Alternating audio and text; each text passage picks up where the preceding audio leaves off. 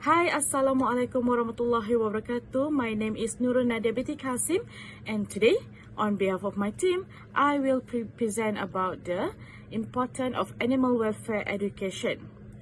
Animal welfare education is very important not only to the school students, it is also including university students and organizational level. There are several programs that they can join. For example, workshops on animal needs, investigate the effects and consequences of pollution on animals, and disclosures about animal welfare campaigns. In order to attract public's interest in participating in all educational programs on animal welfare that we have organized, we have studied the level of understanding according to the age and do appropriate activities for them in understanding the importance of animal welfare. Participation from various age groups prove that Malaysians are still concerned about the importance of animal welfare.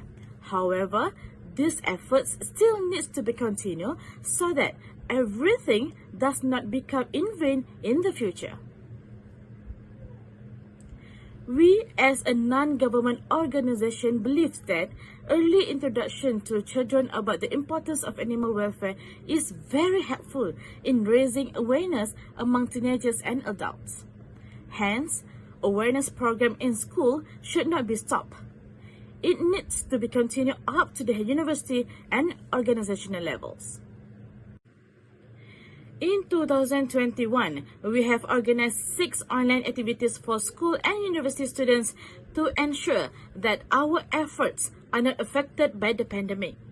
The 6 online activities include virtual zoo visit, virtual animal feeding programs, quizzes on animal needs, webinar on love the animals around you, animal adoption programs, and webinar on the pollution's effect to the marine life.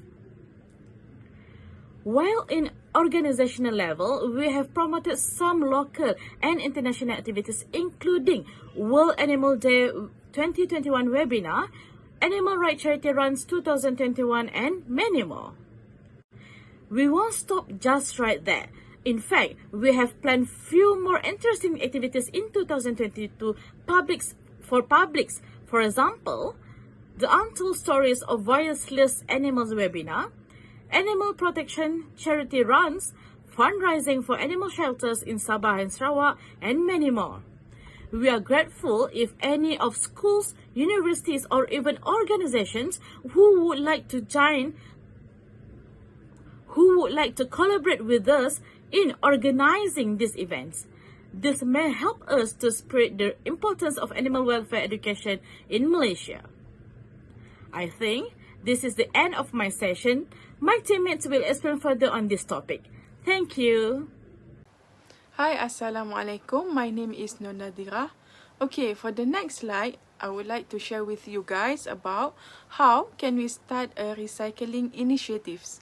In 2019, the Environmental Protection Agency, EPA, recognized the progress that we have made as a country in our recycling efforts. Since 1960, recycling efforts have increased from only 7% to 32%. While that is a significant increase, it still leaves a lot of room for improvement if we want to protect the earth and all its inhabitants. Everything that we discard in our homes and office has to go somewhere, and despite our best efforts to minimize the environmental impact of our trash, it still affects the plants and animals in ways that we may not realize. Our every effort to recycle reduces the impact and preserve lives. Okay, the next one. Rubbish removal and recycling helps wildlife directly and indirectly. It helps preserve their habitats by lowering greenhouse gas emission that caused by climate change and also reducing the need to expand landfills, drilling operation, and mining. Rubbish clearance and recycling is beneficial directly by reducing the plastic that goes into our oceans and chokes sea turtles. It also reduces the plastic that can trap birds and fish like a net. Those are visible plastic. Smaller plastic in the water can be eaten by smaller creatures and even they can be harmed. Eco-friendly waste disposal helps to reduce all of that harm and preserve wildlife.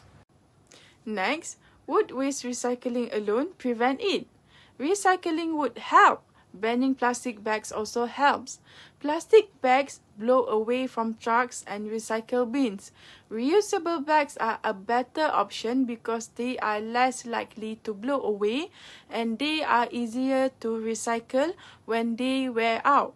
There is no excuse to leave other plastic trash laying around to endanger animals.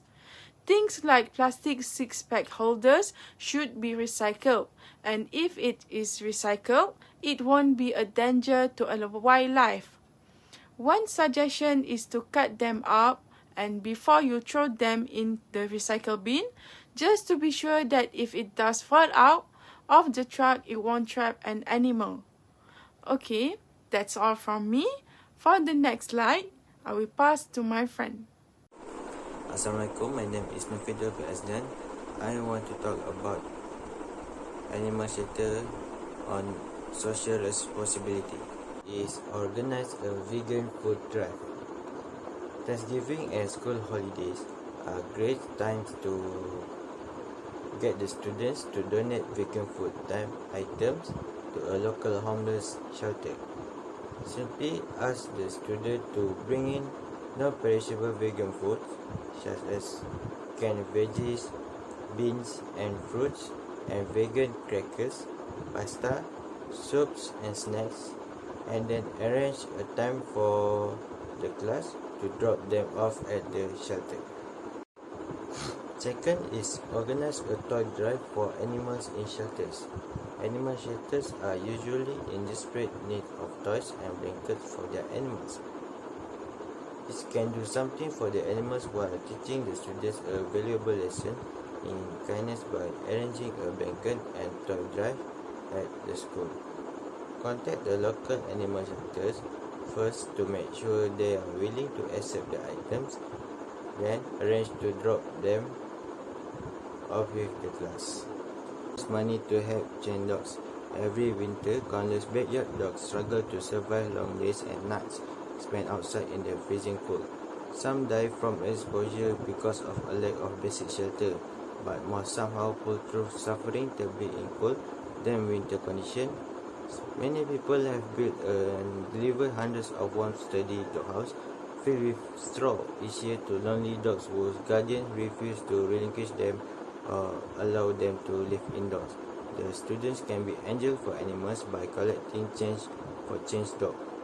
Have them raise money through bake sales, car wash and donation drive to help alleviate the suffering of dogs who spend their entire lonely life chained outdoors. Next is volunteer at a local open admission animal shelter. Most animal shelters welcome volunteers who can help walk dogs, clean cage and give attention and care to animals in need. Just playing with homeless dogs and cats can improve their chance of being adopted. As most families who want to adopt an animal are looking for a sociable, loving, playful dog or cat, just be sure to check in with your local admission shelter to make sure that the students can volunteer as a group or give students extra credit when they volunteer with their parents. Hi, my name is Shafika. Okay, so for the next topic is our plan. To ensure this animal welfare education to be successful, we plan to collaborate with organizations and also entrepreneurs in having some campaigns. So the first project that we plan to do is street feeding project, which we plan to collaborate with Persatuan Haiwan Terbiar Malaysia, SAFM. The objectives of the campaign is to provide nutritious food for stray dogs and cats around Klang Valley, where our targeted audience is adults and teenagers. Our second program is spreading awareness to stop animal cruelty, and we plan to collaborate with Paws Animal Welfare Society. The objective of this program is to break this change of animal cruelty through community involvement. which we plan to encourage Malaysians to report case of abuse or neglect. Our targeted audience for this program is kids 7 years and above, where we plan to choose one of the Paw Society branch and do it on the weekends, where public can also be involved in this program. Third program that we plan to do is to assist animal shelters and rescuers.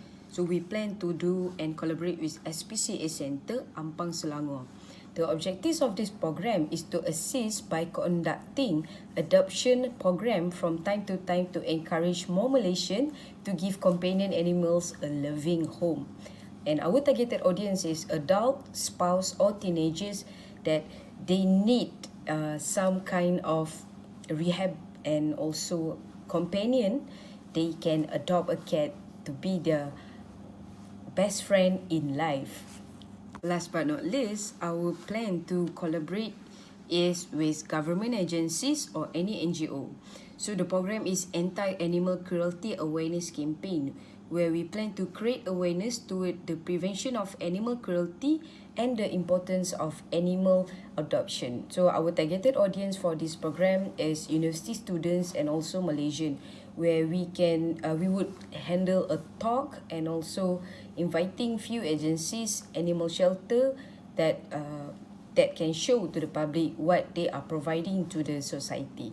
As a conclusion, the importance of this animal welfare education is to actually give awareness and encourage to all citizens of Malaysia in animal welfare education and also to create a loving Malaysian society. That is all from us. Thank you.